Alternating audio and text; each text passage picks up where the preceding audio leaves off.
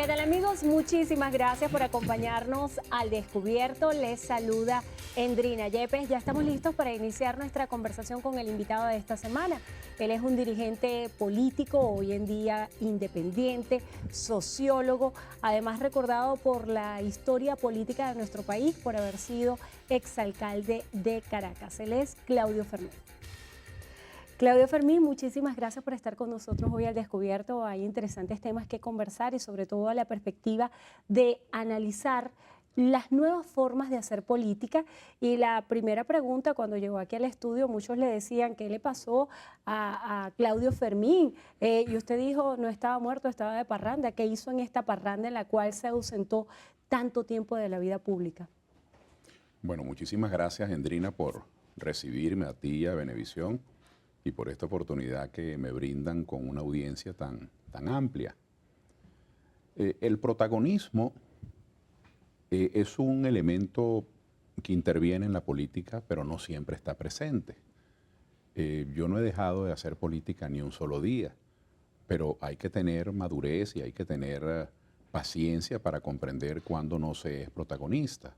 Todos estos últimos años, desde hace ya bastante tiempo, pero particularmente en estos del chavismo, yo he estado muy activo, solo que mis posiciones no han sido quizás muy preferidas por los grandes polos.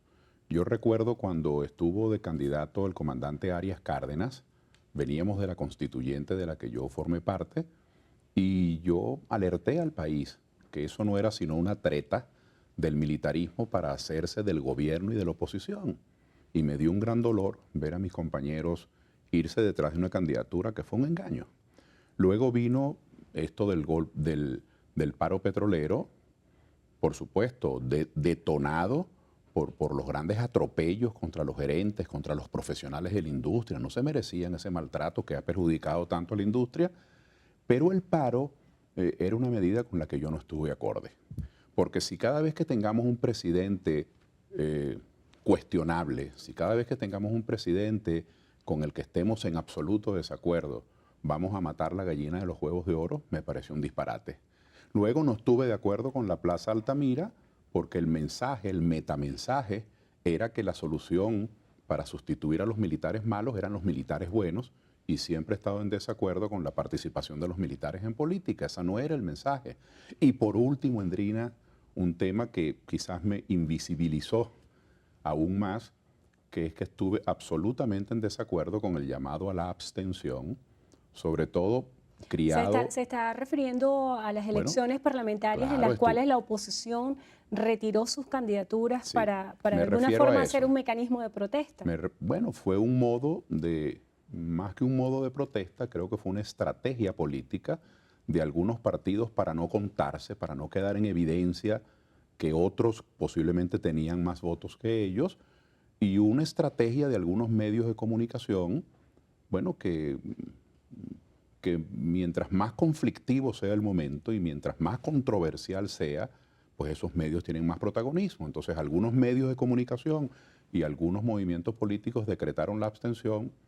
Ese fue un cuarto momento, digamos, que para mí fue muy difícil, porque criado como fui en Acción Democrática y permanente como están esas ideas y esa formación en mí, yo no podía creer, a veces veía compañeros míos llamando a la abstención un partido que llenó el país con su sangre, con sus muertos, con sus sacrificios justamente para alcanzar el voto y después llamar a no votar, no lo podía creer. Entonces, bueno, todas esas cosas hacen que uno no forme parte en ese momento porque no está cabalgando en el mensaje de la agenda política, de la la agenda de ese polarización. momento, exactamente. Y últimamente yo he estado recorriendo el país muy intensamente, apoyando a candidatos, promoviendo el voto, pero uno ha de tener conciencia de cuando no se es protagonista. Por eso me siento tan distinguido que se pudieran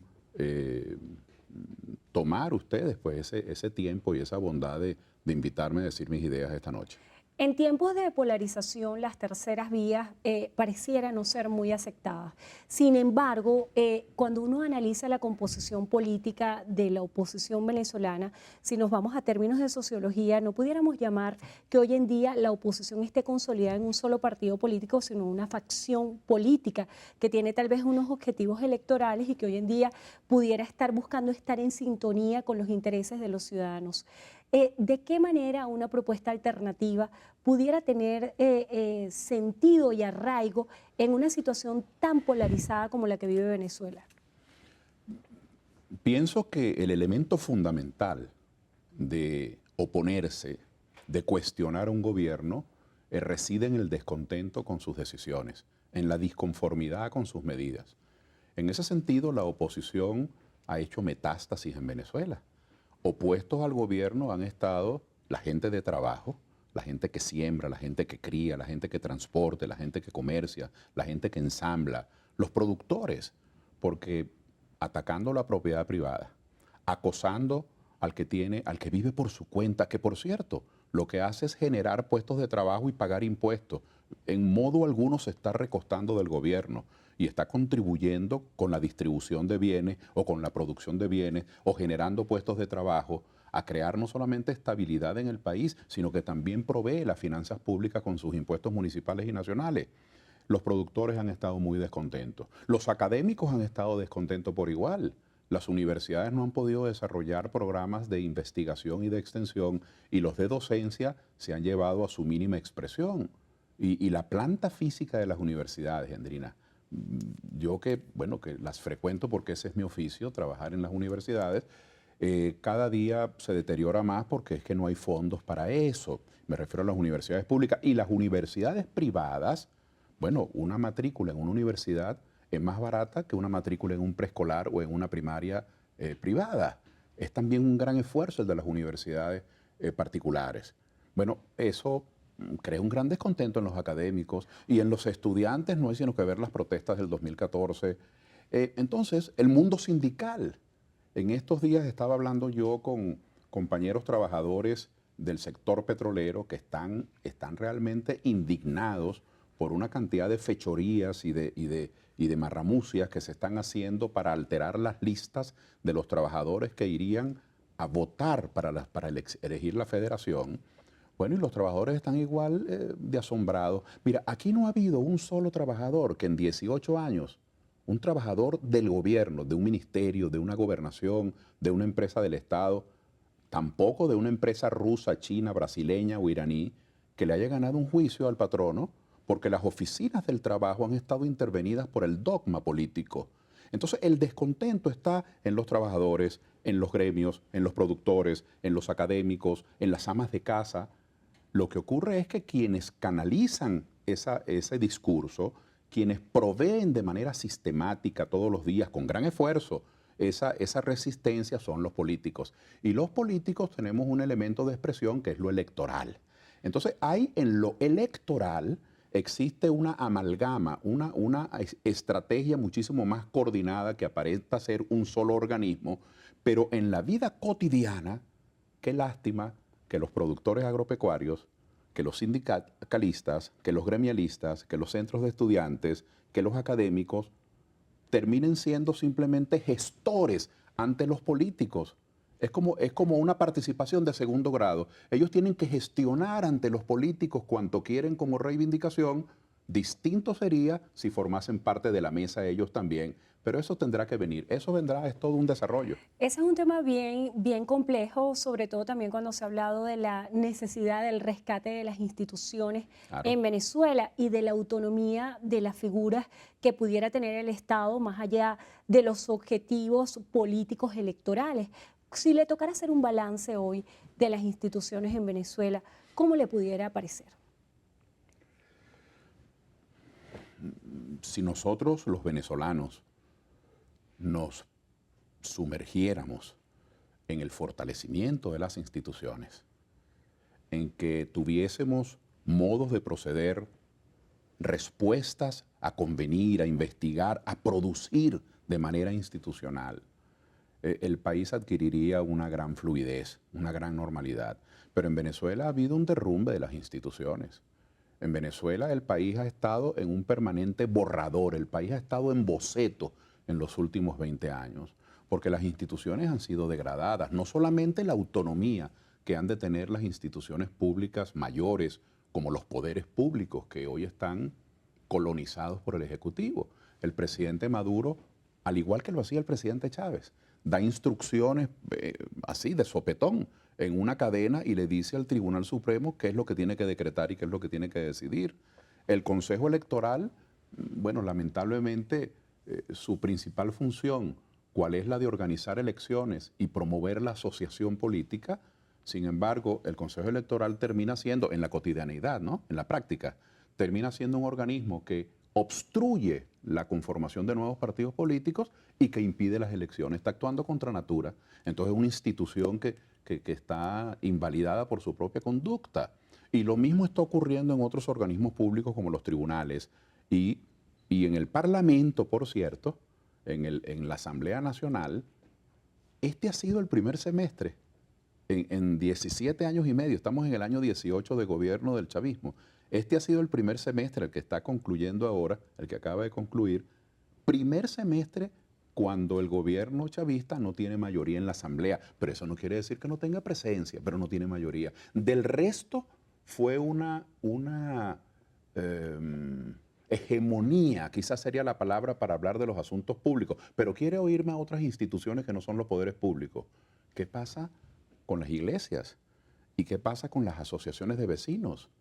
¿Y qué ocurre con otras instituciones estudiantiles, por ejemplo, y también o deportivas? sería muy Tampoco están interesante funcionando. hablar de las nuevas instituciones que sociológicamente se han creado en este tiempo, figuras que antes no existían en la historia ¿Verdad? republicana, son novísimas, como por ejemplo la figura de los consejos comunales. Yo quisiera que más adelante analizáramos desde el punto de vista de organismos creados en estos 18 años, cuál pudiera ser la figura de equilibrio que pudiera existir en estas instituciones que ya se han consolidado como instituciones en Venezuela. Y también en la próxima parte quisiera que habláramos, porque mucha gente que estará viendo el programa estará haciendo una retrospectiva de la posición que ocupó usted en Acción Democrática acerca de lo que fue esa Cuarta República. Muchos responsabilizan a la Cuarta República del advenimiento de la llamada Quinta República. Al regreso quisiera que habláramos de eso. Con sumo gusto. Vamos a hacer una breve pausa y continuamos al descubierto conversando con Claudio Fermín.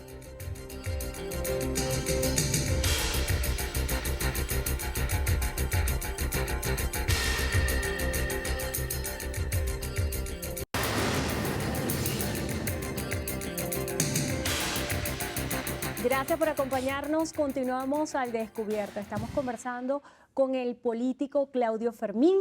Recordemos que él es sociólogo, profesor universitario, exalcalde de Caracas, ex candidato presidencial. En la parte anterior quedaba en el aire su análisis acerca de las nuevas instituciones que se han creado en estos años, cómo hacer para que sean figuras de equilibrio en la sociedad, y también su respuesta acerca de los errores que usted pudiera considerar más contundentes y de qué manera Acción Democrática, el partido en el cual usted militó, pudo haber sido responsable del advenimiento del chavismo. En cuanto a las nuevas instituciones, hay unas novísimas, como el caso del referendo revocatorio, que no es posible compararlo, puesto por su propia definición genética, es novísima, no existía antes.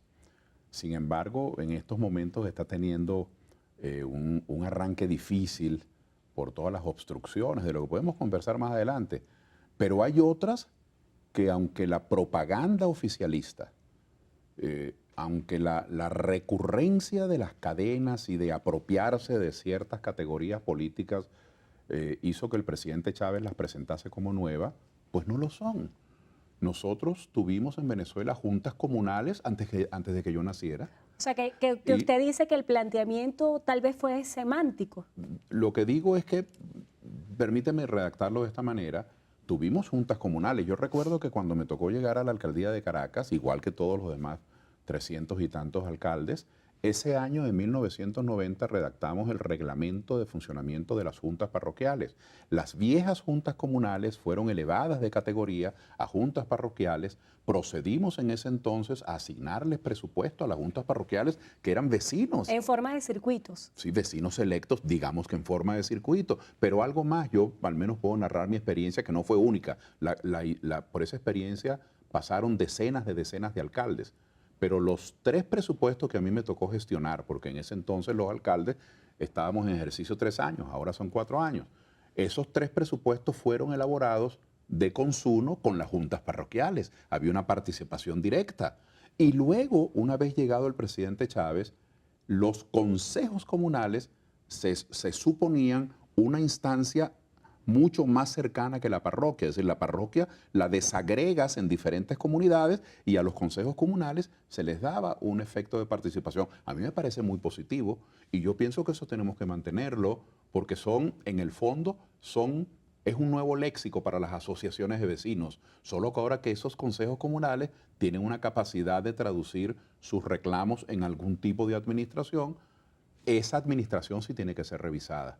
Porque eso de que un consejo comunal tenga una partida, claro, estos son casos excepcionales, pero hay que revisarlo, que haya una partida para un consejo comunal y que termine el señor presidente del consejo comunal haciendo un programa de autoconstrucción para sus 10 sobrinos, sus 2 primos y su esposa, eso es una irregularidad, ¿verdad? Pero salvo esas irregularidades de mala administración que son perfectibles, la idea del consejo comunal a mí me parece muy apropiada, que es el vecino tomando decisiones. Ahora, ¿tomando decisiones en qué?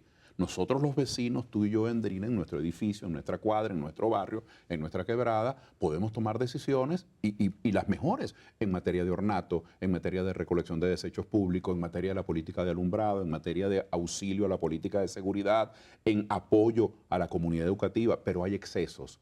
¿Qué entidad tenemos, digo tú y yo para no mencionar a nadie ausente, ¿no? Y para no lastimar a nadie involuntariamente? ¿Qué entidad podríamos tener tú y yo, que somos 2 personas comunes y corrientes en el vecindario nuestro, para tener entidad para designar al director de la escuela o para destituirlo?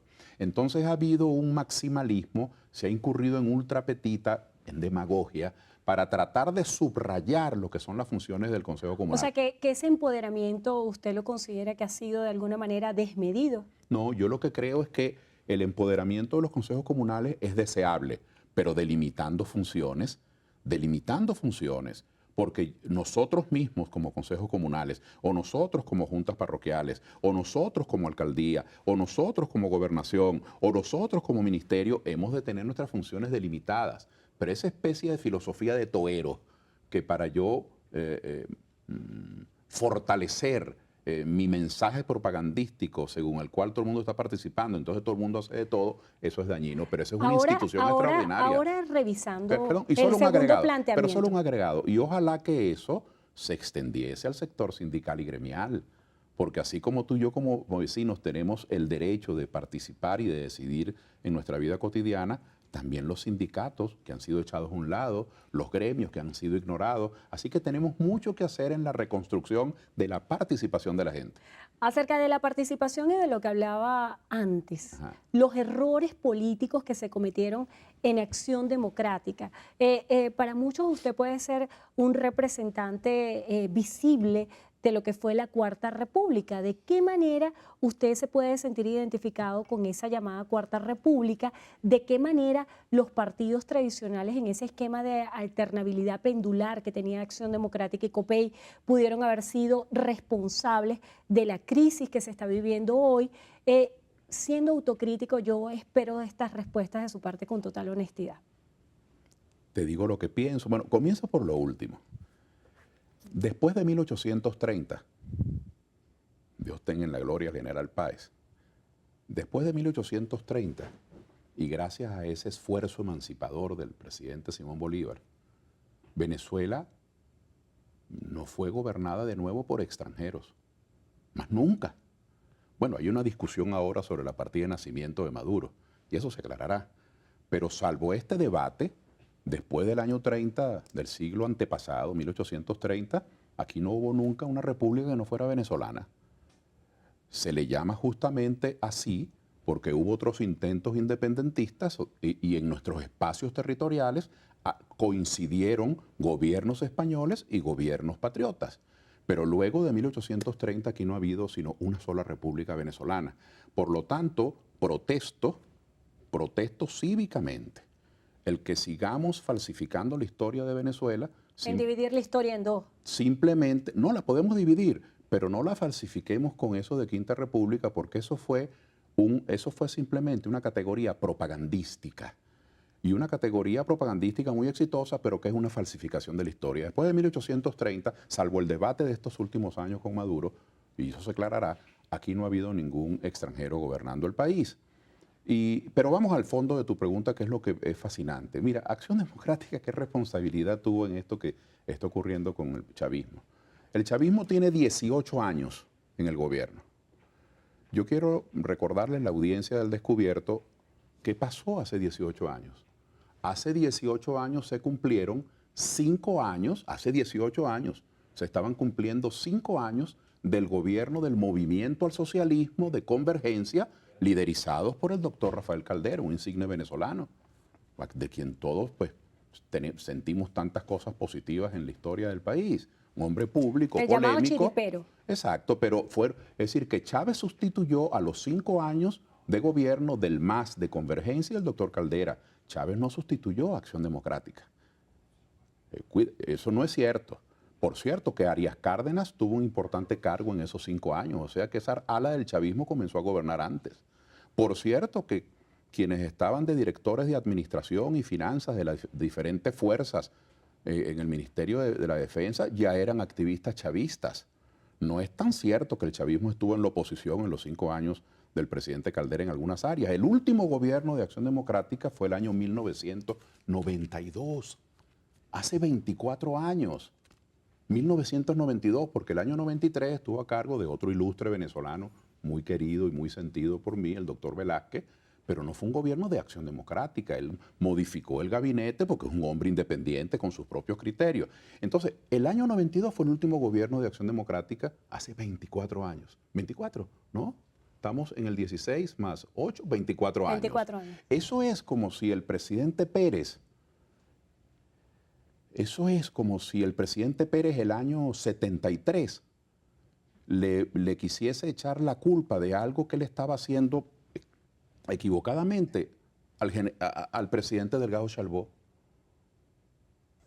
sea, si tú vas a acudir a lo que ocurrió hace 24 años para justificar cualquier omisión o falla, no solamente que desde el punto de vista metodológico te estás engañando, porque eso sería asumir que después de esos 24 años nada ocurrió, ninguna variable concurriente. Pero a su juicio, en concreto, ¿esa etapa de la historia la califica como positiva o negativa? ¿Considera que algunos errores que se cometieron pudieron derivar en el chavismo? Errores se cometieron muchísimos, como toda actividad humana. Pero quiero aclararle a los televidentes que la inmensa mayoría son jóvenes y que los televidentes de 30 años que nos están viendo tenían tan solo 12 años cuando empezó el chavismo. El chavismo le ganó a 5 años de gobierno del MAS y de Convergencia. No era Acción Democrática el gobierno. Y el muchacho de 18 años que en Mirimire fue a votar por Chávez, o la joven de 19 años que en Barinita fue a votar por Chávez, o que fue a votar por Chávez allá en Cariaco, no es verdad que fue a protestar contra 40 años, no fue a votar ese año, porque ese año no había empleo, los hospitales no funcionaban, había inflación, existía delincuencia. Entonces yo creo que no se puede estar falsificando la historia. En cuanto al balance de Acción Democrática, hay que estudiarlo. Y estoy de acuerdo con la invitación que tú nos haces. Hay que estudiarlo porque Acción Democrática cubrió un pedazo muy importante de la historia de Venezuela. Y así como se cometieron, en mi opinión, desviaciones, no solo de AD, sino de otros partidos, pero hablo del que más me duele. Así como se cometieron desviaciones de un partido que promovió la democratización, terminó siendo un partido de cogollo, eso es un balance, en mi opinión, negativo. Igual, dígame, en esos 2 años de Rómulo Betancourt, en esos 2 primeros años de Betancourt, por ejemplo, ahora que se habla tanto de antiimperialismo, las 2 medidas más importantes contra lo que entonces se llamaba el imperialismo, término que tiene que ser revisado ahora que vivimos en globalización, pero en el inicio de la década de los 60, ¿usted sabe lo que significa haber fomentado la creación de la Organización de Países Exportadores de Petróleo? Poner en manos de los productores de materia prima el privilegio y el poder a veces repugnante que tenían los países industrializados que ponían el precio de la materia. Eso fue una medida antiimperialista. Y la otra, el reclamo del Esequibo, ese reclamo que Chávez abandonó frente a la Gran Bretaña, una potencia tan importante. Entonces yo recupero para la historia la lucha antiimperialista, la masificación de la educación, la protección de los trabajadores, la infraestructura, la planta física educativa y sanitaria. Se llenaron los municipios de Venezuela de escuelas. Cuando Betancur llegó en 1959, para los más jóvenes, en Venezuela teníamos funcionando dos universidades, dos. Cuando Acción Democrática dejó en 1992, que fue la última vez cuando estuvo en gobierno, el poder, en Venezuela había más de 150 universidades e institutos tecnológicos, es decir, entidades de educación superior. En mi punto de vista, el balance fue positivo y culmino con esto, la alternabilidad. Usted sabe lo que significa que durante 40 años de gobiernos civiles, que ya esa es una gran reivindicación, ya, porque en 150 años, de 1810 a 1958, en ese siglo y medio, ¿qué gobierno civil tuvimos? El doctor José María Vargas, el doctor Rojas Paul y el doctor Andueza Palacio, antes de los 11 meses del maestro Rómulo Gallegos. Del resto, todos fueron militares. Haber construido el régimen civil en Venezuela es un gran mérito, pero una cosa, la alternabilidad. Siempre gobernó la oposición, qué cosa tan terrible. Una de las grandes mentiras propagandísticas era eso del continuismo de los 40 años. Fíjese que Betancur ganó el año 58, gobernó con los perdedores, es otra cosa. Eso no ha ocurrido en Venezuela nunca. Es decir, que gobiernan los perdedores y los televidentes dirán, ¿cómo es eso, Claudio? Sí. Cuando Betancur ganó, que fue Acción Democrática, gobernó con dos perdedores, COPEI y URD. URD se sale del gobierno antes de la mitad del periodo, gana León y el año 63 las elecciones, y el Frente Nacional Democrático, que fue un partido construido por el doctor Uslar Pieter, ese admirado venezolano, para ser candidato, era oposición y perdió. Y URD, que se había ido a la oposición, perdió. Y URD y el Frente Nacional Democrático fueron gobierno, los perdedores volvieron a gobernar. De tal manera que esa fama de sectario no es tan bien ganada. Carlos Andrés Pérez, por ejemplo, dentro del propio partido recibió muchas críticas porque gobernaba, decían algunos, con los tecnócratas, con gente ajena al partido. Otra prueba de que el sectarismo era mentira. Entonces, cuando uno observa, nunca ganó el gobierno. Porque es verdad que ganó Raúl Leoni, que era un líder fundador de ADE, igual que Betancur, pero la conformación de ese gobierno fue distinto. Luego ganó el doctor Caldera, que era oposición. Luego ganó Carlos Andrés Pérez, que era oposición. Luego ganó el presidente Herrera, que no solamente era oposición, sino que gobernó con un COPEI completamente distinto del COPEI que había gobernado con Caldera. Luego ganó Jaime Lucinchi, el doctor Lucinchi, importante líder popular, que era oposición. Y aquí viene un dato curioso. Si bien es cierto que Carlos Andrés Pérez gana después, el 88, y es otro hombre de AD, las divisiones entre lucinchismo y carlosandresismo eran tan hostiles, eran tan desmantelaban, y de hecho desmantelaron Acción Democrática esas pésimas relaciones entre los líderes fundamentales de carlosandresismo y lucinchismo que no la supieron administrar. Que podríamos decir, quien diga que ganó el gobierno está haciendo un constructo histórico, está falsificando. Ahí no hubo continuidad de ADE. No. Y luego, después del presidente Pérez, gana el doctor Caldera, que era oposición, y después de Caldera gana Chávez, que era oposición. ¿Dónde está el continuismo? Entonces, bueno, la historia se ha llenado de intentos de falsificación que no podemos admitir. Ya hemos hecho una revisión de la historia bien interesante y sobre todo muy oportuna para todos los venezolanos, porque el que no aprende la lección, la vida se la repite, así dice una máxima popular. Yo quisiera que en la próxima parte nos viniéramos al presente, con gusto, a problemas que están aquejando a los venezolanos, el tema del desabastecimiento, que se ha convertido en un tema central, la crisis económica, el abordaje que ha hecho el Ejecutivo Nacional y los distintos planteamientos, así como el más reciente que se hizo esta semana, la misión Abastecimiento Seguro a cargo del ministro de la Defensa, general Vladimir Padrino López, como una respuesta sustancial a lo que el gobierno ha calificado como una guerra económica. Vamos a hacer una breve pausa y continuamos al descubierto conversando con Claudio Fernández.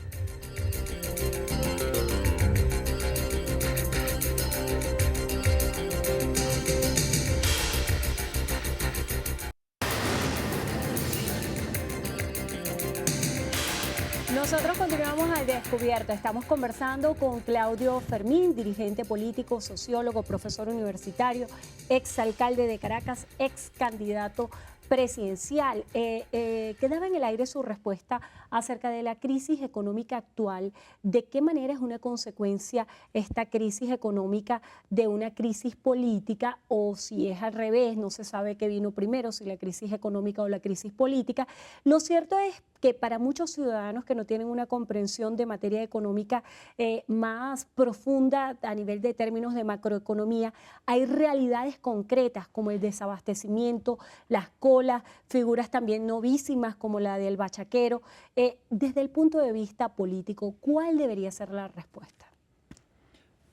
Los venezolanos tenemos patrimonios extraordinarios, Andrina. Nuestra historia, nuestra manera de ser, el cariño que nos profesamos. Es tanto el patrimonio espiritual de los venezolanos, por no referirme a sus suelos, a sus tierras, al clima, al talento que emerge de las universidades o que se forma en una finca, en una industria, en un comercio. Pero la crisis económica tiene que ver con el maltrato a nuestro patrimonio. Eso de decirle a la gente, tú no tienes porque aquel tiene. Por eso es que tú no tienes porque aquel tiene. Ese veneno que se inoculó en millones de personas es imperdonable. Contra eso no hay un juicio en un tribunal. Contra eso no hay un juicio celestial. Pero contra eso debe haber el juicio de la conciencia. Porque eso fue inyectando en las mentes de muchas gentes la idea que el empresario, el productor, es alguien de quien se puede prescindir. Eso no vale nada. ¿Usted sabe lo que significa destinarle talento y tiempo a concebir un proyecto, a buscar un socio, a ahorrar un dinero o a hipotecar una casa o una propiedad para poder comprar una maquinaria, sacar adelante cualquier tipo de negocito, pequeño, mediano, grande, pagar empleados, pagar impuestos? Yo estoy cansado de ver restaurantes de 30, 40 mesas vacíos, pero todos los viernes pagan la nómina y pagan el impuesto al día. Yo he visto talleres mecánicos vacíos. Dígame ahora que no hay repuestos para automóviles, que no se consiguen. Los talleres vacíos, pero todos los viernes pagan la nómina.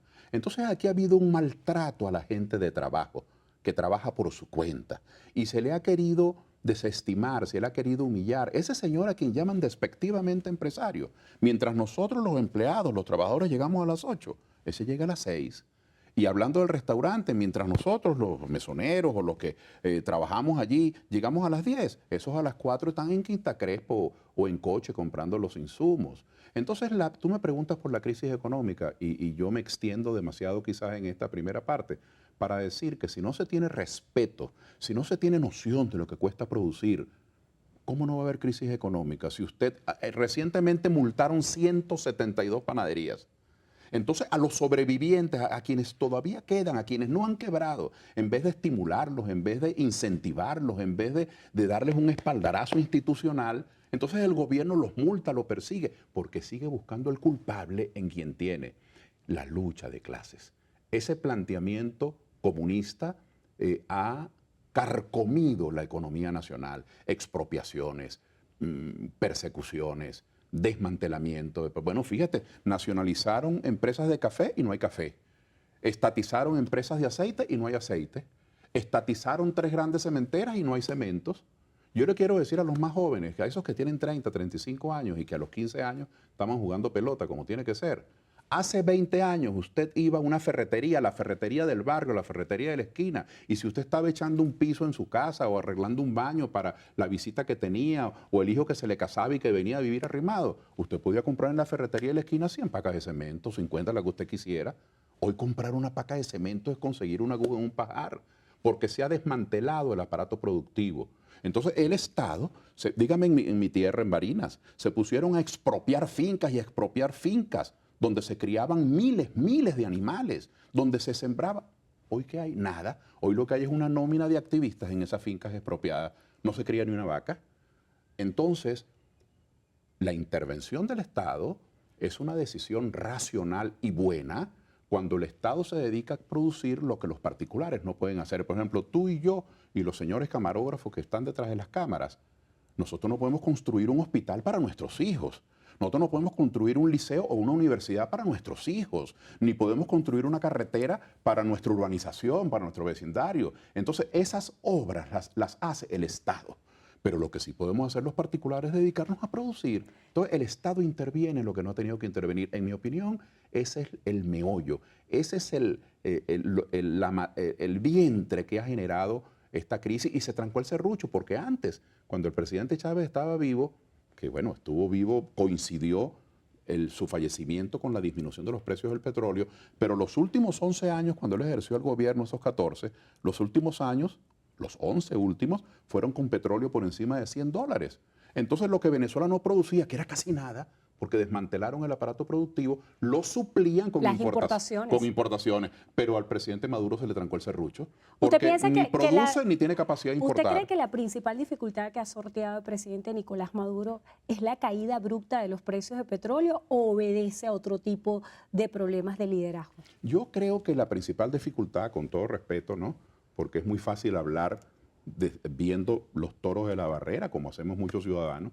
Él tendrá miles de dificultades, diferencias en sus partidos, problemas con la Fuerza Armada, problemas con los cubanos, chinos, rusos y brasileños que se lo quieren agarrar como se lo han venido agarrando como si fuese un títere.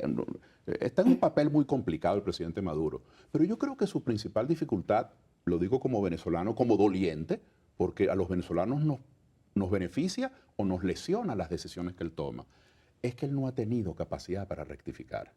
Una vez cuando el señor presidente Chávez falleció y cuando disminuyeron los precios del petróleo, el presidente Maduro tuvo una circunstancia que son los hechos de la realidad. Si te bajan los precios del petróleo, tú tenías que reducir el tamaño del Estado. Ah, no, el Estado siguió expropiando. Recientemente creó un ministerio para la minería. Y todos los días crea nuevos programas y nuevos ministerios. Tenemos 43 ministerios y vicepresidencias, 112 vicepresidencias. Eso no lo aguanta nadie, ni que el petróleo suba a $500 el barril. 2.000 empresas nacionalizadas, estatadas, confiscadas. Entonces, el presidente Maduro no ha tenido capacidad para rectificar. No es que no haya tenido en su conciencia, sino que no ha tenido el valor. Porque es que el liderazgo del presidente Maduro, eso no lo disminuye en absoluto, porque no todo el mundo tiene por qué ser obligatoriamente líder. Pero su liderato fue prestado, era de Chávez. Él no tuvo la fortaleza para decirle a sus seguidores, y no tenía ni siquiera que decirle que Chávez se había equivocado.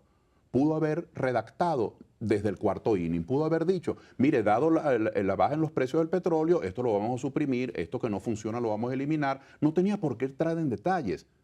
Pero si él hubiese tenido un mínimo de autonomía política y gerencial, otro gallo habría cantado, porque habría tomado rectificaciones.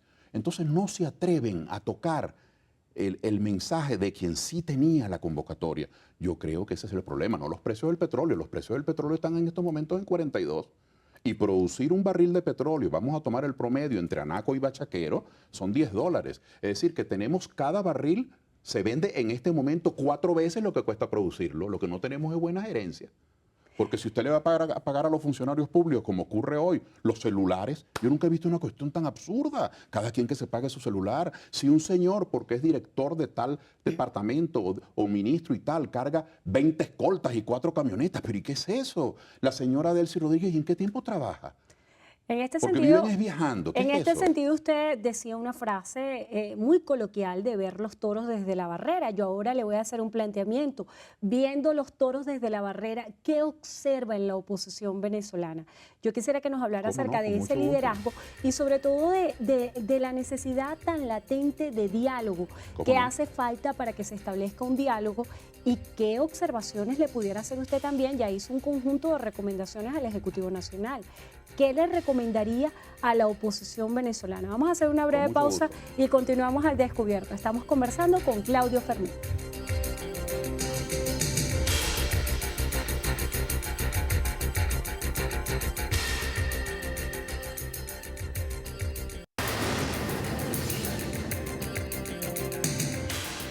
Continuamos al descubierto. Estamos conversando con Claudio Fermín, dirigente político, exalcalde de Caracas, ex candidato presidencial, sociólogo, profesor universitario.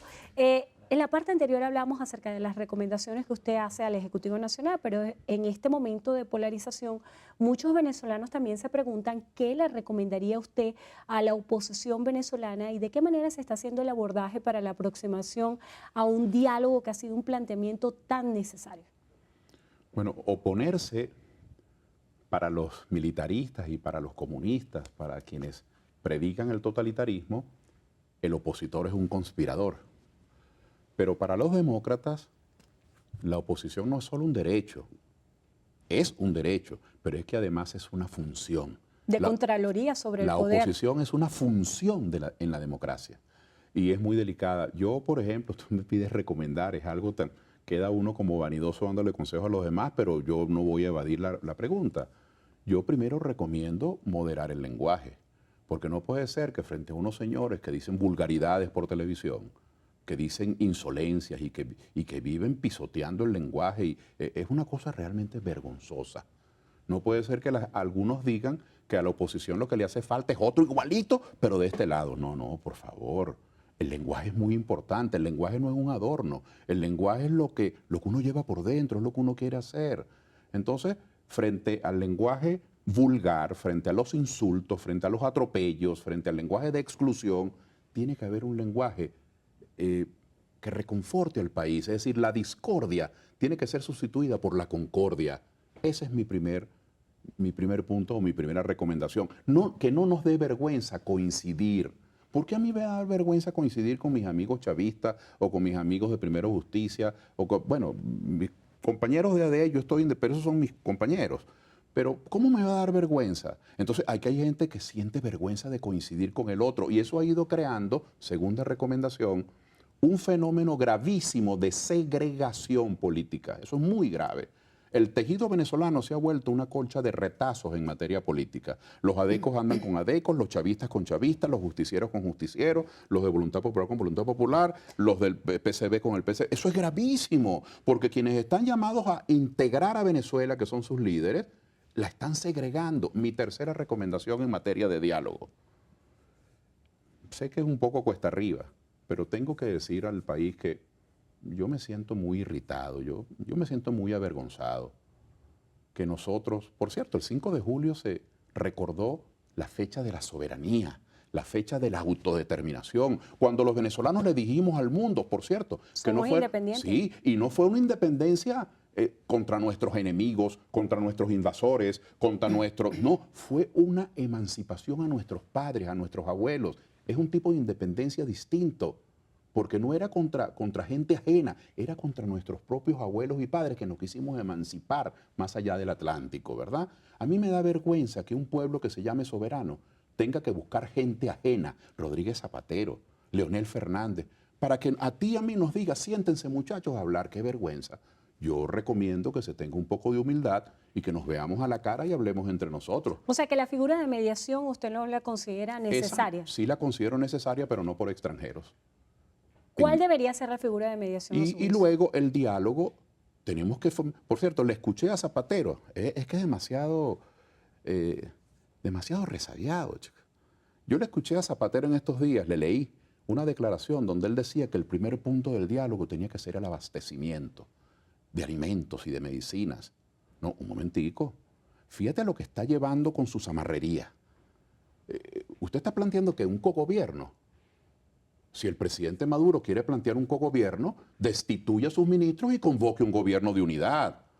La oposición no está pidiendo ser cogobierno. La oposición está pidiendo que se respete la Constitución y los derechos humanos. Está pidiendo que se suelten los presos políticos porque están injustamente presos, no han cometido delito alguno. Ni Leopoldo López, ni Antonio Ledesma, por mencionar tan solo a dos.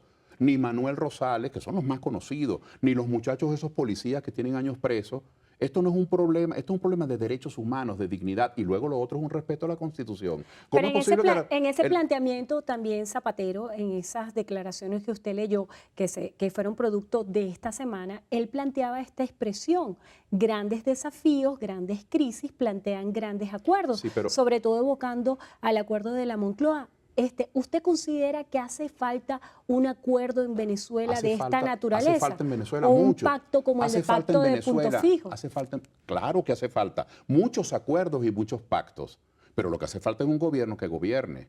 El gobierno no puede venir ahora a decirnos a los venezolanos que no ha reactivado la economía porque no se ha puesto de acuerdo con la oposición. ¿Qué es eso? Si es que nosotros no somos cogobierno de Maduro y del chavismo. Ellos tienen unas funciones que no pueden delegar. Lo que sí hay que pedir diálogo es para el aspecto político, que se respeten los derechos humanos, que no se pisotee la Constitución. Es decir, que Venezuela tenga un flujo en la manera de tomar decisiones, que se respete la Asamblea Nacional. ¿Cuántos millones de electores votaron por esa mayoría? Y el señor Maduro los está desconociendo con sus compinches del Tribunal Supremo. Eso no es correcto. Parte de este acuerdo político debería pasar por la realización este año del referéndum revocatorio a su juicio. Ese es el deber ser. Eso es lo que los ciudadanos quieren con todo su corazón. Gente impedida que fue a validar sus firmas. Por cierto, una falta de respeto. ¿Por qué? ¿Qué fue la validación de las firmas, Endrina?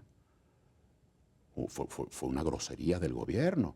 Porque una cosa es que el gobierno hubiese dicho, firmaron tantas personas. Bueno, se abre un periodo de 15 días o de un mes para impugnar. Un periodo para impugnar. Si usted conoce que fulano de tal Fermín llevó la cédula siendo menor de edad, o si usted conoce que fulano de tal Claudio llevó la cédula y era extranjero o está muerto, usted abre un periodo de impugnación. Pero cuando usted le dijo a todos quienes firmaron que hay que validarlas, groseramente usted lo que les dijo es, no me importa la firma de ninguno de ustedes. Es una grosería que la oposición tuvo que admitir porque a veces hay que tragar grueso para obtener el objetivo final, que es el revocatorio. Ese revocatorio, el pueblo va a seguir presionando y va a seguir presionando contra una constitución que está llena de mentiras. Porque así como el artículo 72 establece el derecho a revocar un mal gobernante, que es este caso, si ya sabemos que tenemos un mal gobernante, ¿por qué tiene que durar 2 años y medio más?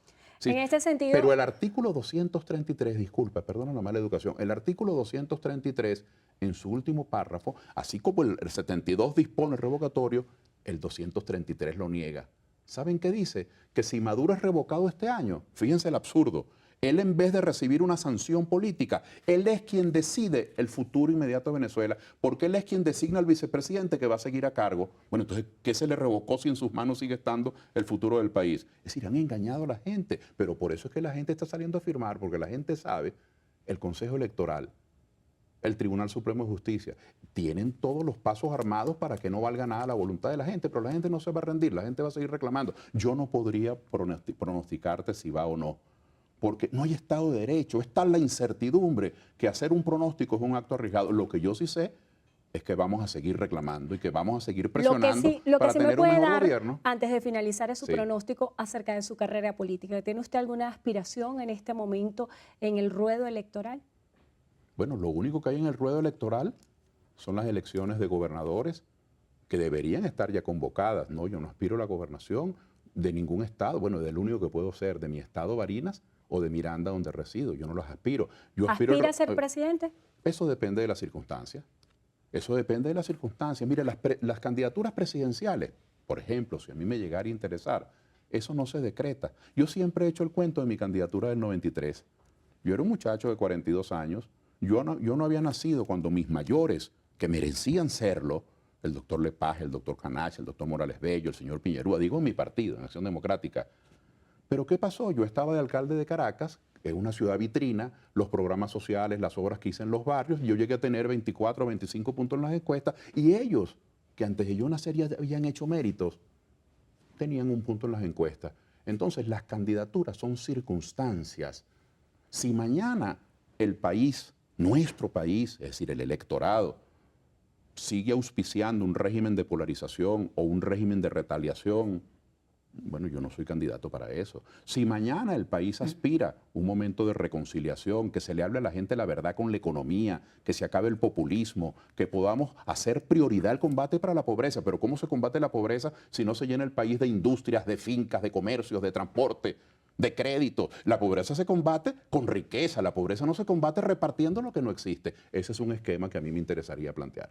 Bueno, le damos las gracias a Claudio Fermín, sociólogo, dirigente político, profesor universitario, exalcalde de Caracas, ex candidato presidencial, por haber estado con nosotros hoy al Descubierto. Y como siempre, muchísimas gracias a ustedes también por habernos acompañado. Será hasta una próxima entrega.